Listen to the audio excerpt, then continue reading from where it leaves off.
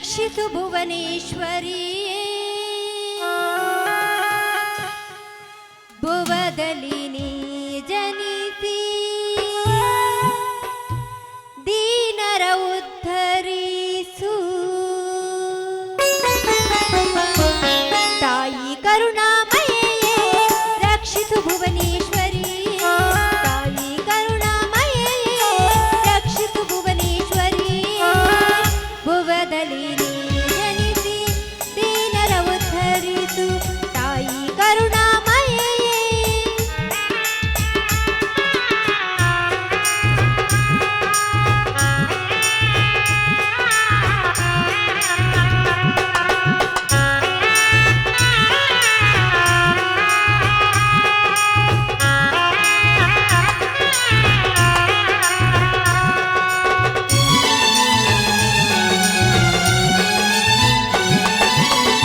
ದಲಿತರ ಮನದಲ್ಲಿ ಮಗದಾಸೆಗೆ ನೆನೆಯುವ ಮನದಲ್ಲಿ ನೀ ನೆಲೆಸಿರುವೆ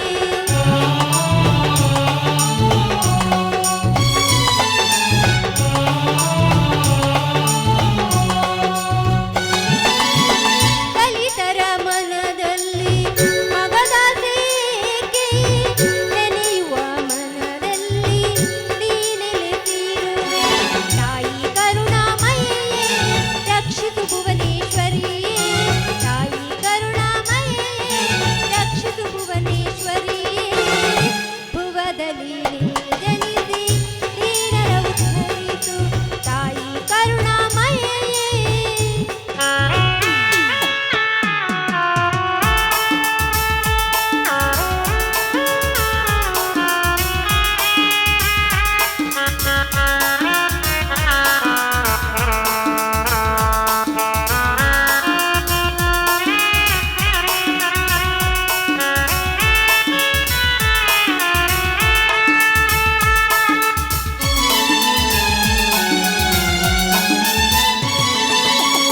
ದಲಿತರ ಮನದಲ್ಲಿ ಮಗದಾಸೆಗೆ ನೆನೆಯುವ ಮನದಲ್ಲಿ ನೀ ನೆಲೆಸಿರುವೆ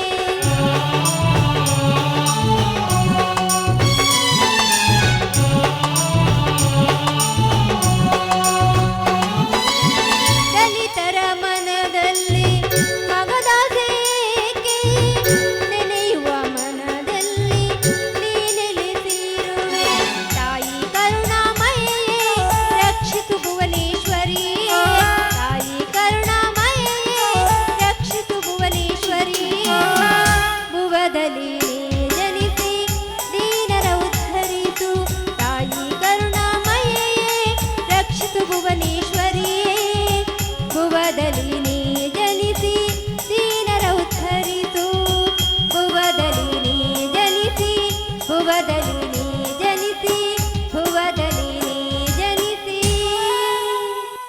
ದೀನರ ಉದ್ಧರಿಸು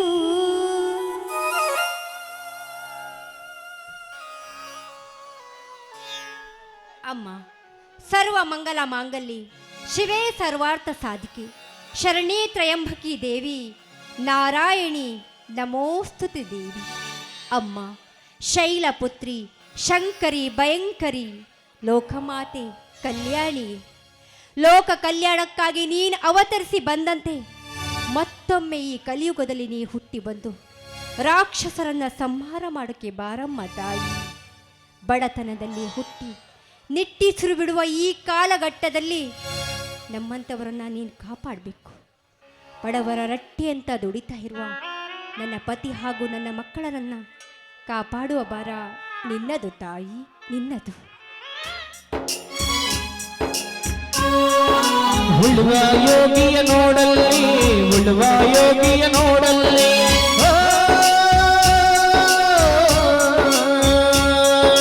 ಉಳುವ ಯೋಗಿಯ ನೋಡಲ್ಲಿ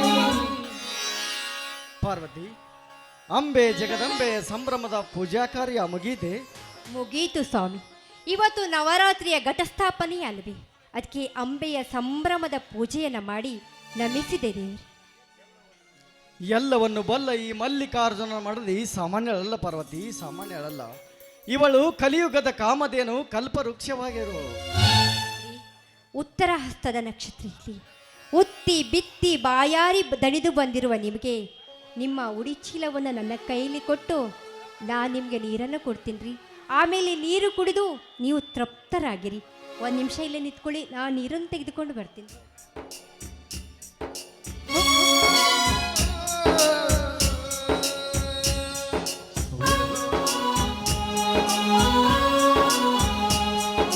ಸ್ವಾಮಿ, ಬಿಸಿಲಿನಲ್ಲಿ ಬಂದಿರುವ ನೀವು ಈ ನೀರನ್ನು ಮೊದಲು ಕುಡಿಯಿರಿ.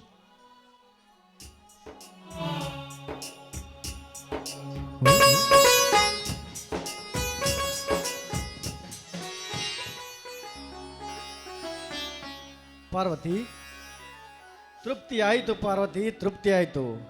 ಬಿಸಿಲಿನ ಬೇಗುದಿಗೆ ಬೆಂದ ಈ ಒಡಲಿಗೆ ತಂಪಾದ ನೀರನ್ನು ಕುಡಿಸಿದೆಯಲ್ಲ, ಅಮೃತ ಕುಡಿದಷ್ಟು ಸಂತೋಷವಾಯಿತು. ಹೌದಾ? ಮೊದಲು ಆ ದೇವರಿಗೆ ನಮಸ್ಕಾರ ಮಾಡಿ ಆಶೀರ್ವಾದ ಪಡೆದುಕೊಳ್ಳಿರಿ. ಬನ್ನಿ. ಸರಿ, ನಾನು ಕೈಕಾಲು ಮುಖ ತೆಗೆದುಕೊಂಡು ಮಡಿಯಾಗಿ ಬರುವೆ. ಸರಿ, ಆಯಿತು.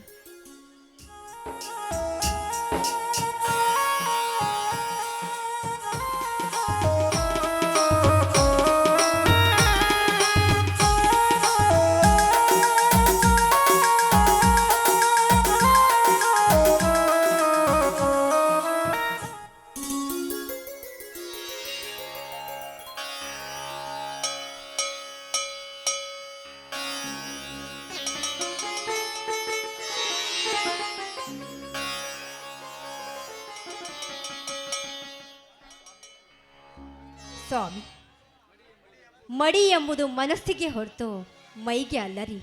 ಮಡಿವಂತಿಕೆಯ ಬಗ್ಗೆ ಸಿದ್ದೇಶ್ವರ ಸಿದ್ದಾಪುರ ಶ್ರೀಗಳು ಏನು ಹೇಳಿದ್ದಾರೆ ಗೊತ್ತೇನು?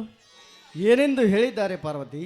ಚಳಿ ಮಳೆ ಬಿಸಿಲಿನಂತೆ ಉತ್ತಿ ಬಿತ್ತಿ ಬೆಳೆಯುವ ರೈತನಿಗೆ ಯಾವತ್ತೂ ಮಡಿ ಎಂಬುದಿಲ್ಲ, ಪತಿವ್ರತೆ ಹೆಣ್ಣಿಗೆ ಯಾವತ್ತೂ ತಡೆ ಎಂಬುದಿಲ್ಲ ಅಂತ ಹೇಳಿದ್ದು ನಿಮ್ಗೆ ನೆನಪಿಲ್ವೇನು? ವಾಹ್ ವಾಹ್ ಪಾರ್ವತಿ, ಎಂತಹ ಅಮೃತದ ನುಡಿ ಹೇಳಿದೆ ನೀ ನನಗೆ. ನೀ ನನ್ನ ಮಡದಿಯಾಗಿ ಇಂತಹ ಚಿನ್ನದ ನುಡಿಯನ್ನು ಹೇಳಿದೆಯಲ್ಲ, ನಿನ್ನಂಥ ಮಡದಿಯನ್ನು ಪಡೆದೆ ನಾನೇ ಧನ್ಯ. ನಮಗೂ ನಿಮಗೂ ಆ ತಾಯಿಯ ಪುಣ್ಯ ರೀ. ಚಿರಕಾಲ ಈ ಪುಣ್ಯ ನಮ್ಮಲ್ಲಿರಲಿ ಅಂತ ಆ ಪುಣ್ಯವತವನ್ನ ಹೋಗಿ ಹೋಗಿ ನೀ ಬೇಡ್ಕೊಳ್ಳಿ, ಹೋಗಿ ಒಮ್ಮೆ.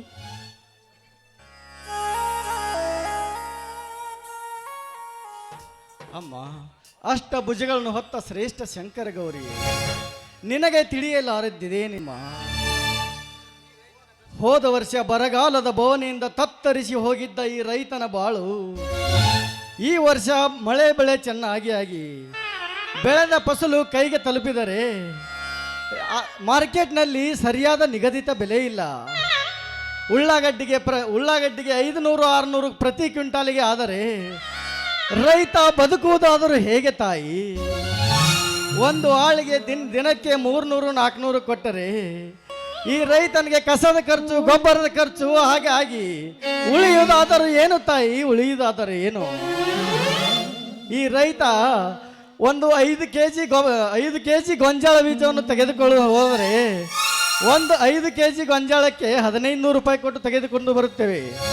ಅದೇ ನಾವು ಬೆಳೆದ ಬೆಳೆಯನ್ನ ಒಂದು ಕ್ವಿಂಟಾಲಿಗೆ ಕೇವಲ 1800-2000 ತೆಗೆದುಕೊಂಡರೆ ರೈತ ಪಡೆದುಕೊಂಡರೆ 5 ಕೆಜಿಗೆ 1500.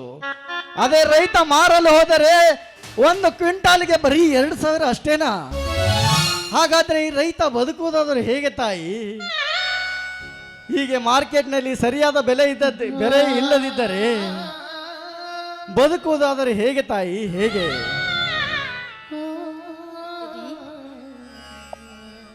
ಉತ್ತಮವಾದ ಬೇಡಿಕೆಯನ್ನೇ ನೀವು ಬೇಡಿಕೊಂಡಿದ್ದೀರಾ ನೀವು? ಹೌದು ಪಾರ್ವತಿ, ಹೌದು. ಈ ರೈತ ಉತ್ತಿ ಬಿತ್ತಿ ಬೆಳೆದರೇನೆ ನಮಗೂ ಈ ಜಗತ್ತಿನ ಜನರಿಗೂ ಅನ್ನ ದೊರಕುವುದು. ಅನ್ನ ದೇವರು ಮುಂದೆ ಇನ್ನೂ ದೇವರುಂಟೆ. ಅದಕ್ಕೆ ಸಕಾಲಕ್ಕೆ ಮಳೆ ಬೆಳೆದು ಬೆಳೆದ ಬೆಳೆಗೆ ಸರಿಯಾದ ಬೆಲೆ ಸಿಗಲೆಂದು ನಾನು ಬೇಡಿಕೊಂಡೆ ಪಾರ್ವತಿ. ಈ ಅಮ್ಮನ ಕರುಣೆಯಿಂದಲೇ ನಮ್ಮ ಮಕ್ಕಳು ನಾವು ಚೆನ್ನಾಗಿದ್ದೇವೆ ಅಲ್ವೇನು? ಮಕ್ಕಳು ಚೆನ್ನಾಗಿದ್ದಾರೆಂದು ಸುಮ್ಮನೆ ಕೂಡುವ ಕಾಲವಿದಲ್ಲ ಪಾರ್ವತಿ. ನಾವು ಈಗಾಗಲೇ ಮಕ್ಕಳಿಗೆ ಒಳ್ಳೆಯ ಸಂಸ್ಕಾರವನ್ನು ಕಲಿಸಿಕೊಡಬೇಕು. ಸಂಸ್ಕಾರವನ್ನು ಪಡೆದುಕೊಂಡ ಮಗ ಸಮಾಜದಲ್ಲಿ ತಲೆ ಎತ್ತಿ ಬಾಳುತ್ತಾನೆ. ಸಂಪತ್ತನ್ನು ಪಡೆದುಕೊಂಡ ಮಗ ಸಂಸಾರವನ್ನು ತಲೆ ಕೆಳಗೆ ಮಾಡುತ್ತಾನೆ. ಈ ನುಡಿಯನ್ನು ನಾನು ಅವರಿಗೆ ಪದೇ ಪದೇ ಹೇಳುತ್ತಿರಲೇಬೇಕು. ಈ ಮಾತನ್ನ ನಮ್ಮ ಮೈಲಾರಿ ಯಾವಾಗಲೂ ಪಾಲಿಸ್ತಾ ಇದ್ದಾನ ಅಲ್ವೇನು? ಅವನಿಂದಲೇ ಈ ನಮ್ಮ ಮನೆತನ ಪಾರ್ವತಿ. ಚಳಿ ಮಳಿ ಬಿಸಿಲನ್ನದೆ ಕುರಿ ಕಾಯ್ದು ಮರಿಗಳನ್ನು ಮೇಯಿಸುತ್ತಾ ಬಂದ ಹಣದಿಂದಲೇ ತಮ್ಮ ಇಬ್ಬರು ತಮ್ಮಂದಿರನ್ನು ಓದಿಸುತ್ತಾ ಅವನಂತ ಬುದ್ಧಿಶಾಲಿ ಯಾರಿದ್ದಾರೆ ಈ ನಮ್ಮೂರಲ್ಲಿ? ಅವನಂತ ನಮಗ ನಮಗೆ ಸಿಗ್ಬೇಕಾದ್ರೆ ಆ ಮೈಲಾರಲಿಂಗನೇ ಸಾಕ್ಷಿ ಅಲ್ವೇನು? ಅವನ ಪ್ರತಿರೂಪವೇ ಅನನ್ಯ ನಮ್ಮ ಮಗ ಅಲ್ವಾ? ಪಾರ್ವತಿಯ ಆ ಮಗನ ವಿಷಯ ನನ್ನ ನಿನ್ನ ಬಿಟ್ಟರೆ ಬೇರೆ ಯಾರಿಗೂ ಗೊತ್ತಿಲ್ಲ. ಪಾರ್ವತಿ, ಈ ನಮ್ಮ ಮೈಲಾರಿಯನ್ನು ಈ ಸಮಾಜದಲ್ಲಿ ಒಂದು ಹುಲಿ ಥರ ಬೆಳೆಸ್ತೀಯಾ ಅಂತ ಕೇಳ್ತಿರಲ್ಲ ಸ್ವಾಮಿ. ನನ್ನ ಮಗ ಮೈಲಾರಿ ಅಂತ ಅಂದರೆ ನನ್ನ ಪ್ರಾಣ. ಅವನು ನನ್ನ ಜೀವಾಳ. ಅವನೇ ಈ ಮನೆಯ ಉಸಿರು. ಅವನಿಂದಲೇ ಈ ಮನೆಯ ಹಸಿರಾಗಿದೆ ಸ್ವಾಮಿ. ಅವನಿಂದಲೇ ಈ ಮನೆಗೆ ದೊಡ್ಡ ಹೆಸರಾಗಿದೆ. ಅಂದ ಹಾಗೆ ಮೈಲಾರಿಗೆ ನನ್ನ ಎದೆಯಲ್ಲಿ ಹಾಲಿಲ್ದಿದ್ರು ಕೂಡ ಒಣ ಎದೆ ಹಾಲನ್ನು ಕುಡಿದ ಅವನೇ ನಿಜವಾಗ್ಲೂ ನನ್ನ ಹಿರಿಯ ಮಗ ರೀ. ನನ್ನ ಹಿರಿಯ ಮಗ ಅವ. ಎಂತಹ ಅಮೃತದ ನುಡಿ ಆಡಿದೆ ನನಗೆ. ನೀ ನನ್ನ ಮಡದಿಯಾಗಿ ಕೈ ಹಿಡಿದ ರತ್ನವಾಗಿ ನನ್ನ ಬಾಳು ಬೆಳಗುತ್ತೀಯಲ್ಲ. ನಾನೆಂತಹ ಭಾಗ್ಯಶಾಲಿ. ನನ್ನ ಮಕ್ಕಳಿಗೆ ನಿನ್ನ ತಾಯಿ ಎಂಬ ಒಡಲು ಅಮೃತದ ಕಡಲಾಗಲಿ. ಬಾ, ಈ ಸಂತಸದ ಸಮಯದಲ್ಲಿ ನನ್ನೊಂದಿಗೆ ಕುಹು ಎಂದು ಕೂಗಿ ಹಾಡು ಬಾ. ನಿಮ್ಗಿಷ್ಟು ವಯಸ್ಸಾದ್ರೂ ನಿಮ್ಗೆ ಹಾಡಿ ಕುಣಿಬೇಕಂತ ಆಸೆ ಏನೋ? ಪಾರ್ವತಿ, ಪ್ರೀತಿಗೆ ವಯಸ್ಸಿನ ಅರಿವಿಲ್ಲ. ಸರಿ.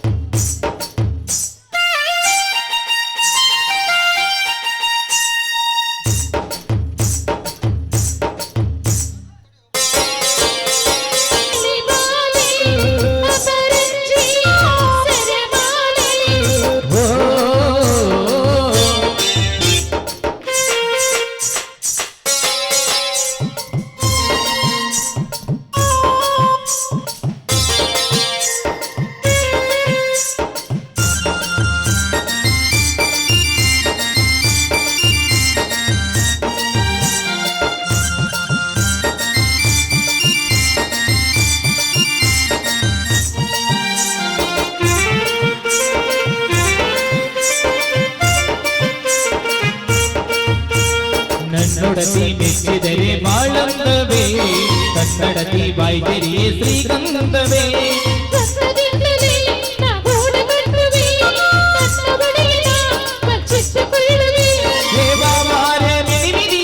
ನನ್ನ ಅರಬಿರಿಯ ಸರಗಲ್ಲಿ ನಾಡಗಿ ಮುತ್ತಾಡುವೆ.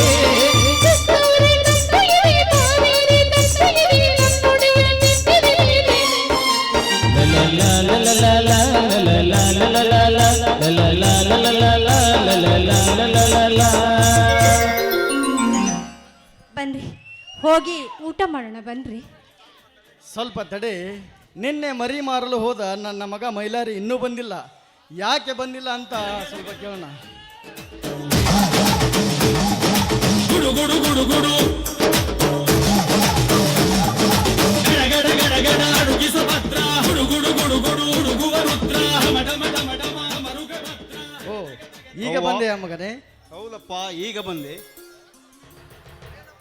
ಏನಪ್ಪ ಮೈಲಾರಿ, ನಿನ್ನೆ ಹೋಗಿ ಮರಿ ಮಾರ್ಕೊಂಡು ಬರ್ತೀನಿ ಅಂತ ಹೇಳ್ದವನು ಇವತ್ತು ಬಂದಿದ್ಯಲ್ಲ, ನಿನ್ನೆ ಯಾಕಪ್ಪ ಬರಲಿಲ್ಲ ನೀನು? ಅದು ಒಂದು ದೊಡ್ಡ ಕಥೆಯಮ್ಮ. ಬಜಾರದಲ್ಲಿ ಮರೆಗಳನ್ನು ಮಾರಿಕೊಂಡು ಬರುವಾಗ ನೂರದಲ್ಲಿ ನಡೆದ ಟಗರಿನ ಕಾಳಗದ ಜಾಹೀರಾತನ್ನು ನೋಡಿದೆ. ಗೆಳೆಯರ ಕೂಡ ಈ ಲಕ್ಷ್ಮಣ್ ಎಂಬ ಟಗರನ್ನು ಆ ಕಣಕ್ಕೆ ತೆಗೆದುಕೊಂಡು ಹೋಗಿಬಿಟ್ಟರಮ್ಮ. ಅಂತ ಕಾಳಗದಲ್ಲಿ ಹೊಡೆದಾಡುತ್ತೆ ನಮ್ಮ ಟಗರು. ಅದನ್ನು ಕೇಳ್ತೀಯೇನಪ್ಪ? 10 ಸುತ್ತಿನಲ್ಲಿ ಕಾಲು ಕೆದರಿ, ಕೊಡೆ ಸುತ್ತಿನಲ್ಲಿ ಕಾಲು ಕೆದರಿ ತಲೆ ಅಲ್ಲ ಓಡಿಸಿ, ಈ ನಿನ್ನ ಮಗ ಮೈಲಾರಿಗೆ ಸಲಾಮಂತು ಕಾಲು ತೋರಿಸಿ ಚಟಕಡೆ ತೊಲೆ ಬಂಗಾರದ ಕಡೆ ಗೆದ್ದ ತಂದನಪ್ಪ ಈ ನನ್ನ ಲಕ್ಷ್ಮಣ. ಸಂತೋಷವಾಯಿತು ಮಗನೇ, ಸಂತೋಷವಾಯಿತು. ಈ ನಿನ್ನ ಬಹುಮಾನದಿಂದ ಈ ನಿನ್ನ ಕುರಿ ಕಾಯ್ದು ಈ ನನ್ನ ಮನೆ ಉತ್ತಮರ ಮನೆ ಎಂಬ ಕೀರ್ತಿಗೆ ಪಾತ್ರವಾಯಿತು. ನಿನ್ನಂಥ ಮಗನನ್ನು ಪಡೆದ ನನ್ನ ಜನ್ಮ ಸಾರ್ಥಕವಾಯಿತು. ಸಾರ್ಥಕವಾಯ್ತಪ್ಪ. ಅಷ್ಟೇ ಯಾಕೆ, ಶಿವ ಪಾರ್ವತಿಯವರ ಮಗ ಮೈಲಾರಿ ಅಂತ ಈ ಟಗರುನೊಂದಿಗೆ ಪ್ರಸಿದ್ಧವಾಯಿತು. ಅದೆಲ್ಲ ನಿಮ್ಮ ಆಶೀರ್ವಾದ ತಾಯಿ.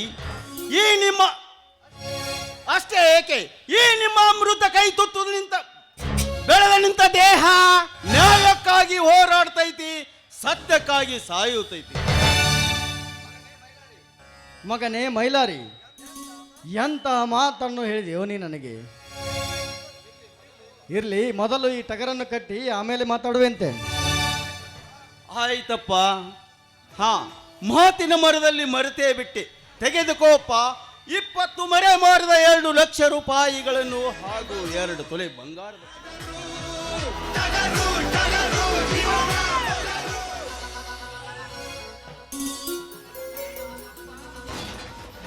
ಅಪ್ಪ, ಯಾಕಪ್ಪ ನಿನ್ನ ಕಣ್ಣಲ್ಲಿ ನೀರು? ಈ ನಿನ್ನ ಮಗ ತಂದ ಹಣದಲ್ಲಿ ಏನಾದರೂ ದೋಷವಿದೆಯೋ, ಅಥವಾ ಯಾರಾದರೂ ನಾನಿಲ್ಲದ ಸಮಯ ನೋಡಿ ನಿನಗೆ ತೊಂದರೆ ನೀಡಿರೋರು ಆಗಿದ್ದರೆ ಹೇಳಪ್ಪ.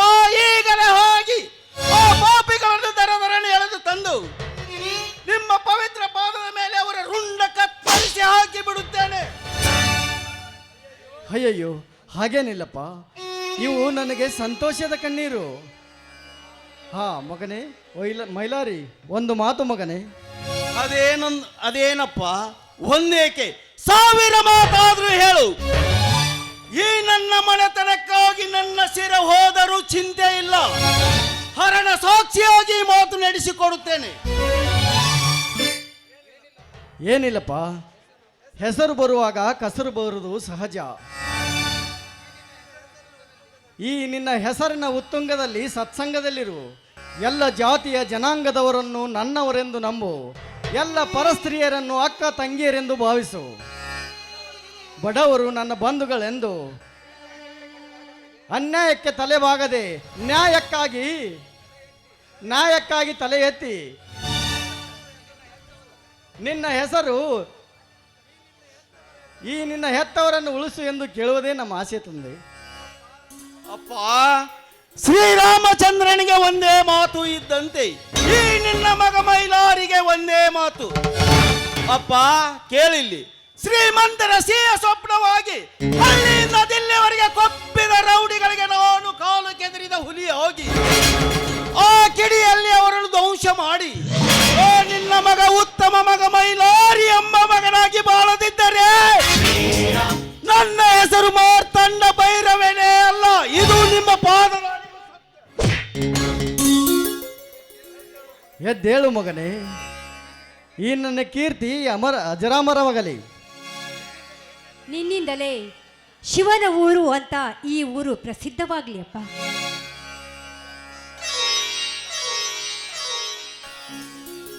ಅಪ್ಪ ಅವ್ವ, ಏನಿದು ಅಣ್ಣನ ವೀರಾವೇಶ?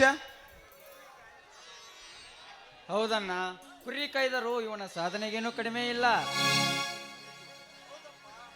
ಹೌದಪ್ಪ, ಈ ಲಕ್ಷ್ಮಣ ಎಂಬ ಟಗರಿನಿಂದ ಕಡೆಗೆದ್ದು ಬಂದಿದ್ದಾನಪ್ಪ ನಮ್ಮ ಮೈಲಾರಿ. ಈ ಅಣ್ಣ ಅಂದರೆ ನಮಗೆಲ್ಲರಿಗೂ ಭಾಗ್ಯವೇ ಭಾಗ್ಯ ಅವ್ವ.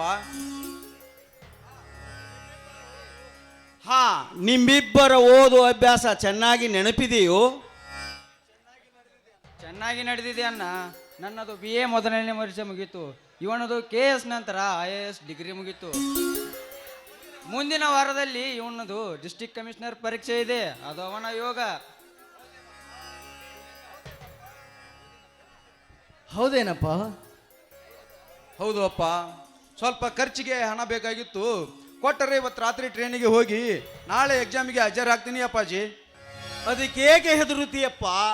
ಇದೀಗ ಬಂದ ಹಣದಲ್ಲಿ ತಮ್ಮನಿಗೆ ಹಣ ಕೊಟ್ಟು ಬಿಡು. ತಮ್ಮ ದೊಡ್ಡ ಸಾಹೇಬನಾಗಿ ಬರಲಿ. ಆಯ್ತು, ತೆಗೆದುಕೊಳ್ಳಪ್ಪ. ಇದರಲ್ಲಿ 1 ಲಕ್ಷ ರೂಪಾಯಿ ಇದೆ. ಬೇಗ ಊಟ ಮಾಡಿಕೊಂಡು ಇದನ್ನು ಹೋಗಿ ಕಟ್ಟಿ ಆ ಕೆಲಸ ಮುಗಿಸಿಕೊಂಡು ಬಾ. ತಮ್ಮ ಆಶೀರ್ವಾದ ಇದ್ದರೆ ಅದು ಬಂದೇ ಬರುತ್ತದೆ ಅಪ್ಪಾಜಿ. ಅದೆಲ್ಲ ಶಿವನಿಚ್ಛೆ ಮಗನೇ, ತೆಗೆದುಕೋ. ಆ ಶಿವನ ಆಶೀರ್ವಾದ ಯಾವತ್ತೂ ನಿನ್ನ ಮೇಲೆ ಇರುತ್ತಪ್ಪ. ಅಂದಹಾಗೆ ನಿನ್ನಿಂದಾದರೂ ಲಂಚದ ಸಾಮ್ರಾಜ್ಯ ಯಾವತ್ತೂ ದೂರ ಆಗಲಿ ಅಂತ ನಾನು ಬೇಡ್ಕೊಳ್ತೀನಿ ಅಪ್ಪ. ಇಂಥವರ ಮನೆ ಮಗ ಅಂತ ನಿನ್ನ ಸಾಧನೆ ನಡೆಯಲಿ. ಹಾಗಂತ ಎಲ್ಲರೂ ಕೂಡಿ ನನ್ನೊಂದಿಗೆ ಹಾಡಿ ಬನ್ನಿರಪ್ಪ.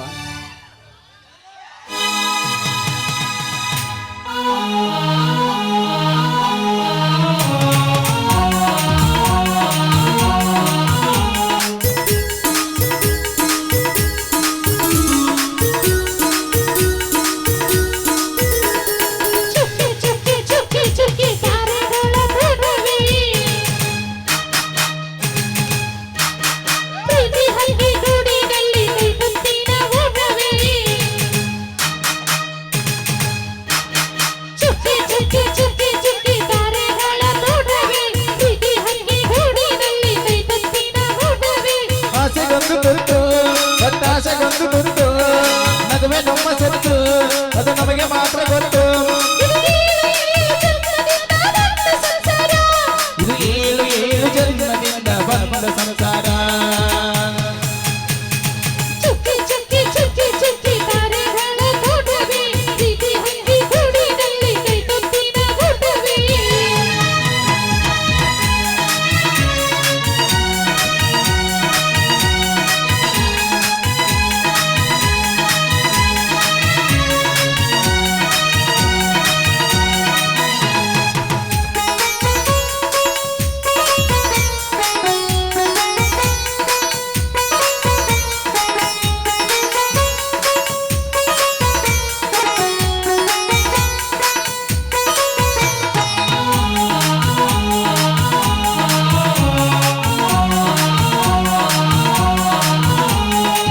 ಪ್ರೀತಿನೇ ನಮ್ಮ ಆಸ್ತಿ, ಅದು ಕೋಟಿಗಿಂತ ಜಾಸ್ತಿ, ಮನಸ್ಸಲ್ಲಿ ಬೇರಾಗದು.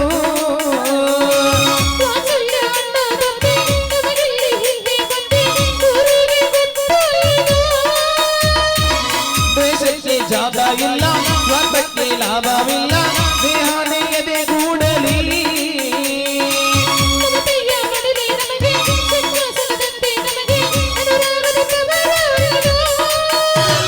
ಬಂಧವಿದೆ ಅನುಬಂಧವಿದೆ ನಮ್ಮ ನೆರಳಲ್ಲಿ, ಸ್ವರ್ಗಕ್ಕೆ ಏನಿಯಾತೋ ಲೋಕಕ್ಕೆ ತಿಳಿಯಬೇಕು ಈ ಪ್ರೇಮ ಸಂಬಂಧ.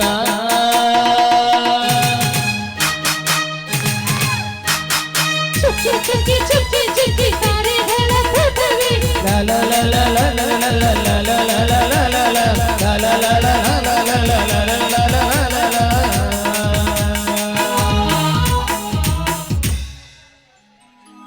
ನೋಡಪ್ಪ, ಈಗಲಾದರೂ ಊಟಕ್ಕೆ ಬರ್ತಿರೋ ಅಥವಾ ಇಲ್ವೋ?